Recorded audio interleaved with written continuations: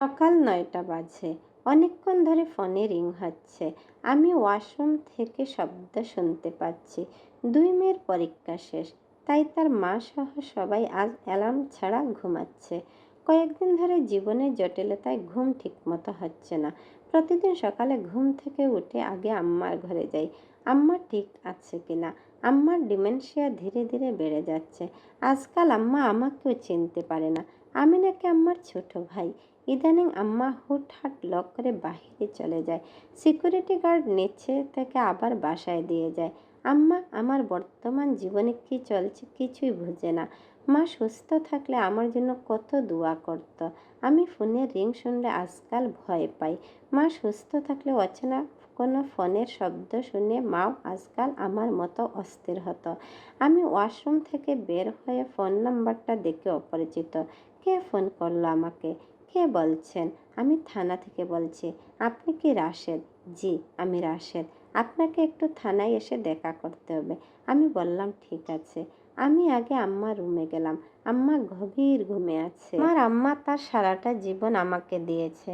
আম্মার সফল চেষ্টায় আজ আমি বিশেষ প্রশাসনে সুপারিশপ্রাপ্ত হই। আম্মা সেদিন বলেছিল, তোমার অ্যাচিভমেন্ট মানেই আমার অ্যাচিভমেন্ট। আজ আমি ডেপুটি সচিব হিসেবে কর্মরত আছি। আম্মার মাথায় হাত বুলিয়ে দিয়ে আমার বউ বর্ষার কাছে গেলাম। তার হাত দুটো ধরে বললাম, তুমি চিন্তা করো না, আমি একটু পরেই ফিরে আসব। মেয়ে দুটোকে ঘুমের মধ্যে চুমু দিয়ে দরজার কাছে গেলাম। পেছন ফিরে দেখি বর্ষা কাঁদছে। মনে হচ্ছে ভাষা হারিয়ে ফেলেছে। বেশ কয়েকদিন ধরে সারা বাংলাদেশ একটা বিষয় তোলপাড়। একজন ৮০ বছরের বৃদ্ধ বাবাকে নিয়ে, যিনি এখন বৃদ্ধাশ্রমে প্যারালাইজড হয়ে পড়ে আছেন। তিনি নিজে ঢাকা বিশ্ববিদ্যালয়ের একজন শিক্ষক ছিলেন। পরে উচ্চশিক্ষার জন্য বিদেশে গেলে সেখানে এক বিশ্ববিদ্যালয়ে পড়াতেন। দীর্ঘদিন বিদেশ ছিলেন। তার ছেলে একজন ডেপুটি সচিব, অথচ বাবার কোনো খোঁজ খবর নেন না এবং কখনো দেখা করতে যান না। সোশ্যাল মিডিয়া, টিভি চ্যানেলগুলোতে ঝড় এমন সন্তান এত উচ্চশিক্ষিত হয়ে মানুষ হতে পারেনি। বাবা মায়ের প্রতি কি সন্তানের দায়িত্ব নেই? যে সন্তান বাংলাদেশে উচ্চপদস্থ একজন কর্মকর্তা, তার বাবা অসহায়ের মতো পড়ে থাকে বৃদ্ধাশ্রমে। এদের চাকরি থেকে বাদ দেওয়া দরকার।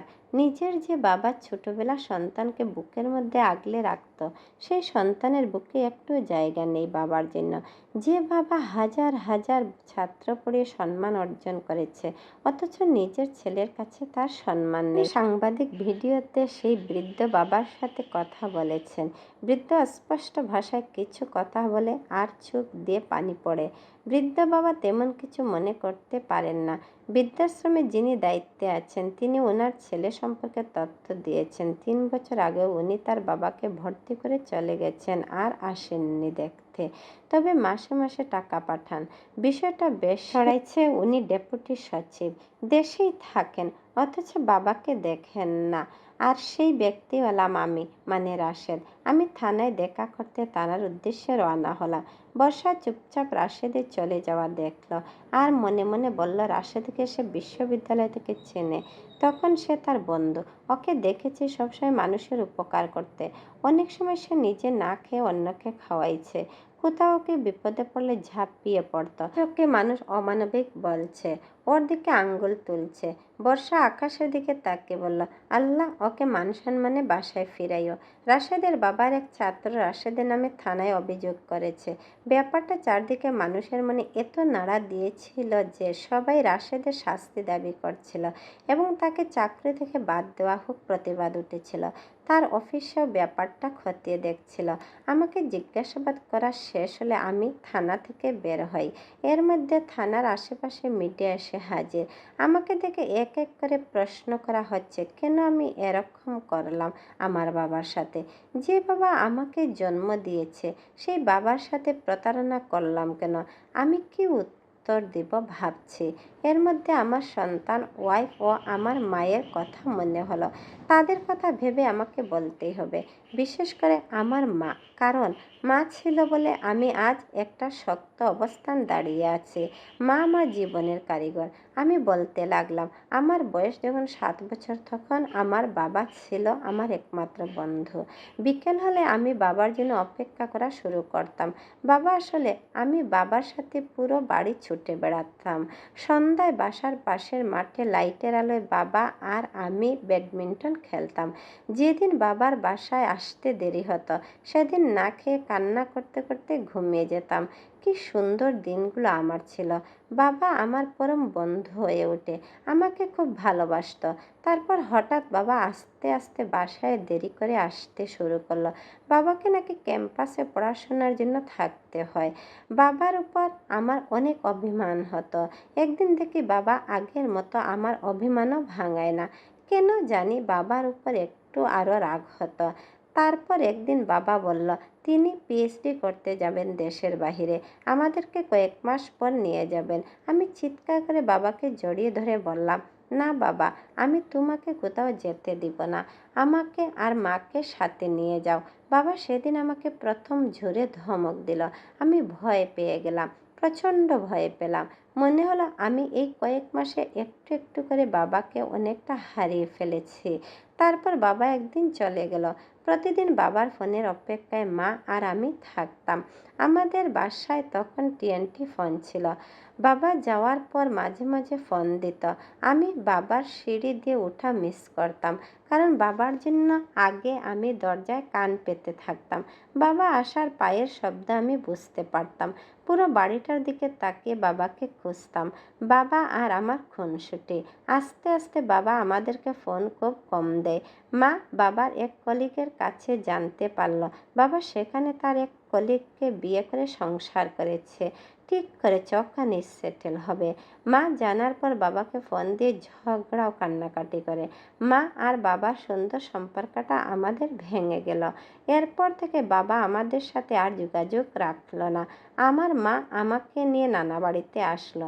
মা গ্রামের একটা স্কুলে পড়ানো শুরু করলো, নিজ বাসায় টিউশনি শুরু করলো। একটা সময় নানু মারা গেল। মা যেন এতদিনে যে শক্তির উপর ভর করেছিল সেই শক্তিটা হারিয়ে ফেলল। আমার মায়ের আর একটা চ্যালেঞ্জের মুখোমুখি হতে হলো। আমি তখন ক্লাস 6-এ পড়ি। মা হাল ছাড়ল না। আমার মা দেখতে পরীর মতো ছিল, তবু এই পরীকে ফেলে বাবা চলে গিয়েছিল। আমার মাকে সবাই বলতো, তুমিও একটা বিয়ে করে ফেলো, বয়স কম, এত অল্প বয়সে তুমি একা থাকবে কেন? আমার মা তখন আমাকে বুকে জড়িয়ে ধরে বলতো, এই যে আমার ছেলে আমার সাথে আছে, ওই আমার প্রাণ গুমরা, ওকে এই পৃথিবীতে আমি এনেছি, ওকে মানুষ করার দায়িত্ব আমার। ওকে একজন ছেড়ে গেছে, আমি তো তাকে ছাড়তে পারি না। তোমরা কোনোদিন আমাকে এসব কথা বলবা না। বাবা চলে যাওয়ার পর দেখতাম মাও আমার মতো লুকিয়ে লুকিয়ে কাঁদত। আমার মায়ের কষ্টটা আমি বড় হতে হতে বুঝলাম, আর বাবার প্রতি ঘৃণা তৈরি হতে শুরু করলো আরও বেশি। আমি ঢাকায় পড়তে আসলাম। মা আরও বেশি একা হয়ে গেল। রাত হলে কার সাথে কথা বলবে, কার জন্য অপেক্ষা করবে, কার জন্য ভালো মন্দ রান্না করবে। খুব মনে হতো আমি নেই মা, এসব নিজের জন্য কখনো করবে না। মা আবার একা হয়ে গেল। আমার তো বন্ধু বান্ধব হয়েছে, নিজের একটা জগৎ হয়েছে, কিন্তু মায়ের জগৎ বলতে তো আমি ছিলাম। ছুটি হলে আমি মায়ের কাছে ছুটে যেতাম। এভাবে কয়েক বছর কেটে গেল। আমি চাকরি পেলাম। মায়ের মুখে যেন বিশ্বজয়ের হাসি ফুটে উঠল। মাকে ঢাকা নিয়ে আসলাম। আবার মা আর আমি আগের দিনগুলোতে ফিরে এলাম। একদিন মায়ের সাথে ঘুরতে বের হয়েছি। মা বলে, এই শহরটাতে এলে আমি তোর বাবাকে খুঁজি রে, কত সুন্দর স্মৃতি ছিল আমাদের। আমার বুকটা হাহাকার করে উঠে, দুমড়ে মুচড়ে উঠে। আমার মায়ের একটা দীর্ঘ অধ্যায় কাটিয়ে দিল বাবা ছাড়া, যার জন্য এখনো চোখের জল ফেলে। আমি ভাবলাম, আমার মায়ের চোখের জলের দাম আমি কিভাবে দেব? একটা মানুষ দুনিয়ায় নেই আলাদা কথা, কিন্তু মানুষটা জলজন্ত বেঁচে আছেন আমাদের ছেড়ে। মা চোখের জল ফেলে বলতো, আমি তোর বাবার জন্য কান্না করি, কিন্তু আমি তোর বাবাকে কোনোদিন ক্ষমা করব না। আমার সন্তানকে আর প্রিয় বাবা ছাড়া বড় হতে হয়েছে। আমি এটা কখনো মানতে পারিনি। মনে মনে আমিও বললাম, আমিও না মা, আমি কোনোদিন বাবাকে ক্ষমা করব না। একটা সময় দেখলাম আমার মা আস্তে আস্তে অনেক কিছু ভুলে যাচ্ছে। মাকে ডাক্তারের কাছে নিয়ে গেলে ডাক্তার বলে মা ডিমেনশিয়া রোগে ভুগতাছেন। আমি নেট ঘেঁটে দেখলাম এই রোগের বিস্তারিত। যতদিন গেল মা আমাকে ভুলতে শুরু করলো। আমি খুব একা হলাম। বাবা ছেড়ে চলে গেছে অনেক আগে, আর এখন মা আমাকে ভুলে যাচ্ছে। আমি খুব অসহায়ের মতো আর একবার কাঁদলাম। বাবার প্রতি ঘৃণাটা তীব্র হলো আর একবার। কয়েক বছর আগে আমার গ্রামের এক চাচা ফোন করে বলে বাবা বিদেশ থেকে এসে অসুস্থ হয়ে গেছেন, কেউ তাকে দেখাশোনা করার মতো নেই। বিবেক থেকে একদিন গ্রামে গিয়ে ওনাকে বৃদ্ধাশ্রমে ভর্তি করাই। বৃদ্ধাশ্রমটা আধুনিক ছিল, বৃদ্ধাশ্রমে যাবতীয় খরচ দেয়, কিন্তু আমি কোনোদিন দেখা করতে যাইনি। আমার প্রচণ্ড ঘৃণা হতো। আমার শৈশব আমাকে অনেক দিন কাঁদিয়েছিল। আমি ঘুমের মধ্যে বাবা বাবা চিৎকার করতাম। আমি আর এখন ঘুমের মধ্যে বাবা বাবা চিৎকার করি না। আমি ভুলে গেছি আমার বাবাকে। আমার মায়ের মতো আমিও বাবাকে ক্ষমা করতে পারবো না। বাবাকে ক্ষমা করা মানে আমার মাকে অপমান করা। আমার মা আমার স্বর্গ।